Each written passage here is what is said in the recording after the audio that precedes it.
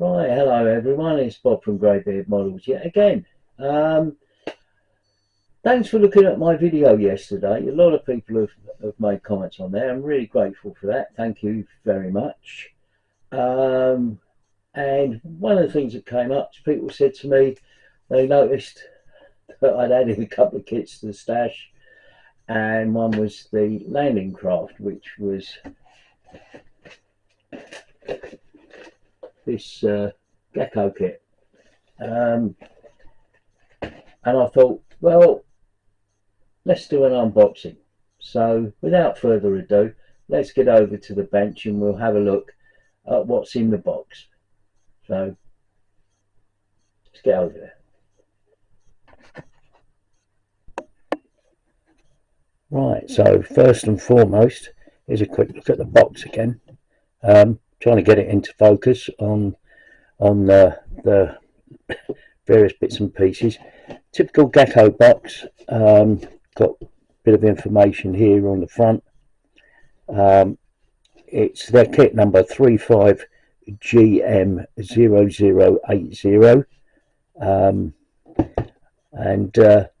Yeah, this is the 1/35th scale, and it's the British Landing Craft Assault LCA. On this side, got the usual sort of barcode, 1/35th scale, made in China. It's got some photo etch parts, and it looks here like it's only a couple of bits. Selection of decals. I'll go through that shortly, and these boxes here that allow you access along the internet, and the details of Gecko models and warnings and stuff. May contain functional sharp edges. Right on there. Sorry, got a bit of glare on there. The end of the box, typical Gecko. One side, it's all printed in that plane, and if I go back to the other end, it's on a sort of horizontal plane. And then this side, we've got pictures of the boat in a built configuration. These look like they are pictures of the model, not necessarily CAD images. And then the Gecko models logo and the part number again. So that's that. Boxes as I received it, a little bit come unglued there. But so the next thing to do is I'll get the slip cover off, because it's typical Gecko, has a sort of colour slip cover, which, alright, okay, it's come away now. And then you've got the inside box. I do like these, the way in which Gecko package their kits. So you've got this internal box, which is great, with a flip lid, and then we'll get into the parts in the box.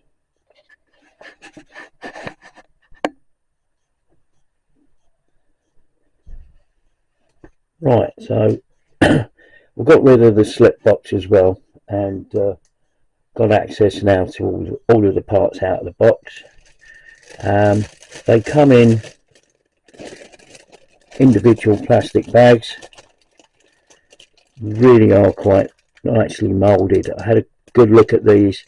There are some ejector pin marks on the parts, but I do believe they're in hidden places, so that's really quite good. And obviously we can check these later as the build continues.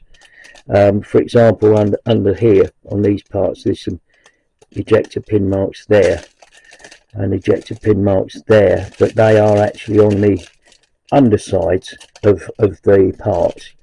So that's the sort of ropes along the sides and the top parts of the top deck and parts of the lower deck.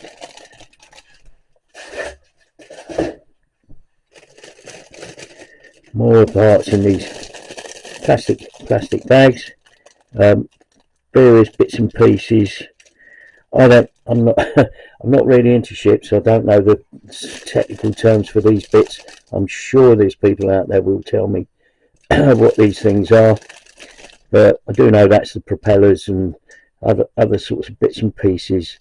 that are on the decking, and these things that go along around the ship to hit when it stops it hitting things and whatever. I don't, you know what I mean. Looks like life buoys there, some coiled rope, and other bits and pieces that are there, and they're again really nicely molded.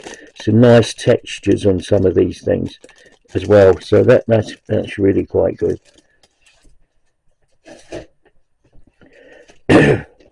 Sorry, I have a bit of a frog in the throat this morning. Just bear with me a second.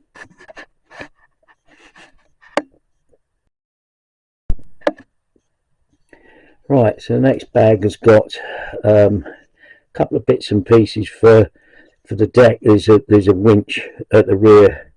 It's got another propeller, and other bits and pieces on the deck. There's also the Bren gun there, which unfortunately, looking at it, even though it's been slide molded, let me get this out of the bag, and it looks like, in my example, just carefully looking in the bag,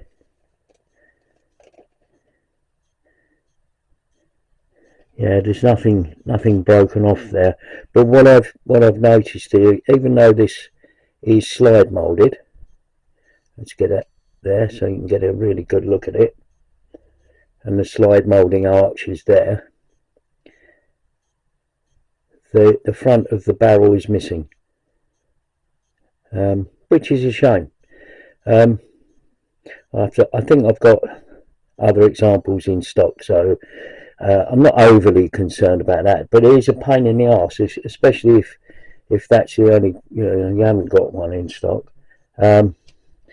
Might be worth contacting your supplier and see if they can replace it, but if you have to do that, I'd be interested to know what the outcome of that is. Let me just move that out of the way. So the next bag, which is actually, this one's open, look like duck boards that are on the base of the boat, on the deck where the troops stand, and various other bits and pieces that go on it. And there's 4 of these sprues by the looks of things. So yeah, and again, no evidence of ejector pin marks or anything like that that would encroach on the build.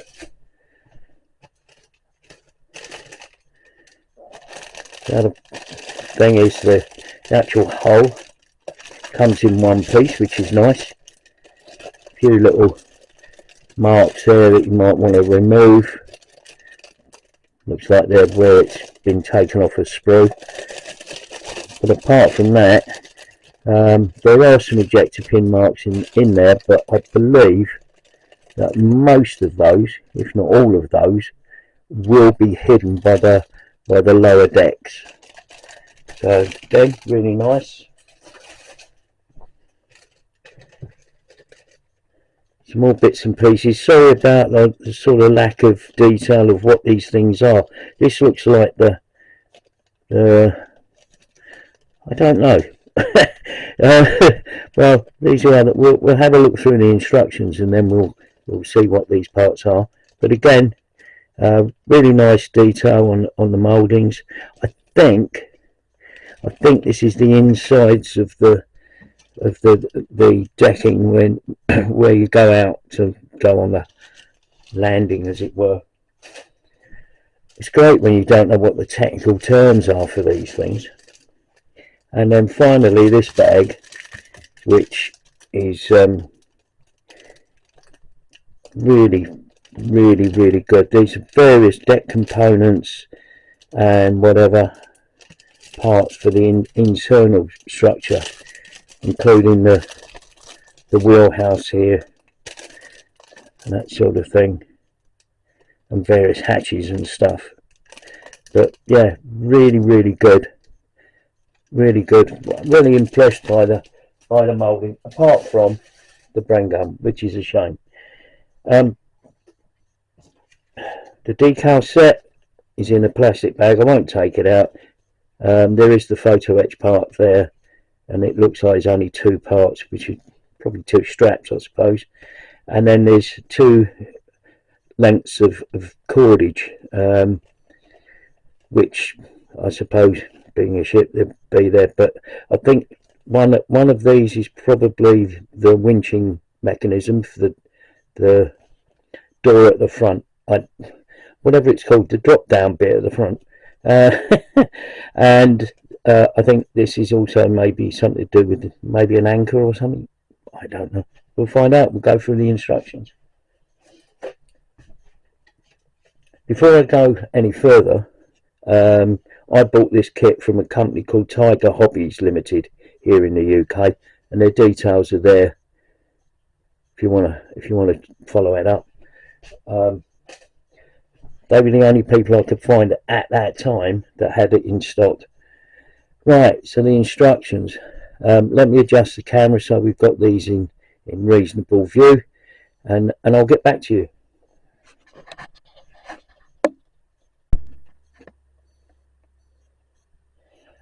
Right, so I've been messing around with the camera trying to get everything to focus, and it's yeah, I don't know. Anyway, so there's the front of the instructions. Has a description here in English, a translation in German, and I think sort of Chinese, Japanese and Korean, I believe. My apologies if that's not the case. So let's get into the front of the instructions. First page of the instructions on Gecko ones is exactly the same. Recommended tools and the icons used in the construction in the construction instructions. Screw call out. Only a small number of screws in this kit, so it's fairly basic kit really, in Gecko terms.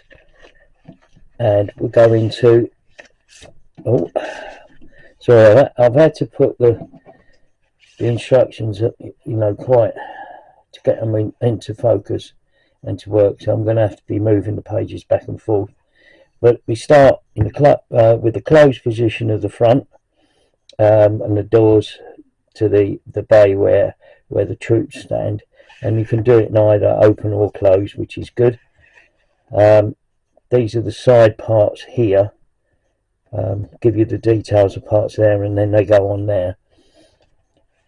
And then this is the start of the ramp at the front, so this is just sort of getting that prepared, that sort of thing.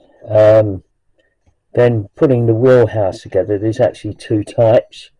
So this is type A, and then there's an option BC there and BC there, so showing you what's going on there. So that they're put together there, and then you've got that. But there is an option. So type A goes through this construction, where you've got the top, the hatch, if you like, at the top, and then you can do that in either open or closed positions. And then the top of the rear deck has that, and that can be either closed or open. And then type B of the wheelhouse, you have a different front there, what do they call it, where the coxswain stands. So this is type B, and it has a mast as well, which is interesting, slightly different. And then the next section, section 6, type B, putting the top hatches on, either open or closed or open. And then the rear sections, you can have the hatches in there, so again, open and closed. And then the top of the hull at the front, you've got the 2 panels there, and the detail work that goes into there, and that's where your Bren gun is situated. Actually, that's not in shot, is it? So that's where your Bren gun is, at the front there. So trying to get all of this in focus and on the page. So construction there of the rear of the hull and the inner hull flooring, the duct boards and such, and then more detailed parts to go in there, and the assembly of the winch at the rear, and then how to affix the hull top. I suppose that's about the only word I can think of there. Upper hull, that's the word. And there's more details to add on, and then a winch assembly onto it, and there's a set of steps, and there's some what look like pulleys there that go in there. And then we're looking at putting the ramp on, various parts there. So it's saying here that not to cement certain parts. So obviously that's possibly to do with lowering and raising the ramp. And then you can do a closed position there, or the open position, and there's cordage to present that. So that's quite good. I don't think it'll actually work. It might be worth looking at as we go, but you know. Then you're adding the cords at the side, these sort of lines that there. I presume it's there if they need to sort of pick people up or something. I don't know. Don't really know a lot about landing craft. So onto the underside, adding the propellers, and then at the rear adding the rudders and stuff like that, and then on the rear decking adding the anchor, and then connecting that by some cord to the winch. So it's quite detailed, even though it's not hugely detailed, but it's pretty good. And then these bumper things on the front and on the rear, and then the two side pieces. I'm sure someone out there is going to tell me what they're called. Are they bumpers? I don't know. So, and then the assembly here of the supports underneath the hull, so you can have it sort of standing out of the water. I'm assuming that you obviously, if you wanted to, you could do this in a sort of water scenario. Unfortunately, it doesn't come with a crew figure, so you'd have to sort of source your own figures for this. And there we have Type A and Type B, the different types. One, the one with the mast and one without, and the slightly different formats. And then we go on to the colour scheme. So the first colour scheme is this all grey affair, which is used by US soldier training at Weymouth in England at the early months of 1944. Although it says early mouth, but I'm sure it means month. The next colour scheme is for British troops landing at Gold Beach, Normandy on D-Day, and this is A431, and this sort of colour scheme here, which is quite cool. And then option 3 is the US soldiers used in Algeria, North Africa during Operation Torch in November 1942, and this is type A. The first one is type A as well. So that's an interesting one, whether you're going to use type A or type B, so you need to be mindful of the colour schemes. And again, option 4, British troops landing Gold Beach, D-Day. This is type A again, and the colour scheme looks very similar to the other one. Go back and have a look. Yeah, it seems pretty much the same, but just different numbering. Yeah, option 5 is British troops landing Gold Beach, Normandy, France, and this is the type B landing craft with, again, different markings A1174. So if you know your landing craft and you know you have a relevant number, yeah, just gives you options. 5 options, which is pretty cool. So that's the instructions. Fairly straightforward, fairly basic, nothing really complicated. I think it's pretty good. Yeah, I think it's a pretty good kit, and I think I would recommend it. And if you can get hold of one, I'm sure they're going to come into stock with the D-Day anniversary approaching. So yeah, this year's the 80th anniversary year. So yeah, go for it. If you've got this far and you've suffered my waffle and all the rest of it, thanks for watching. Appreciate you coming along and having a look, and I'll see you on the next video. Bye for now.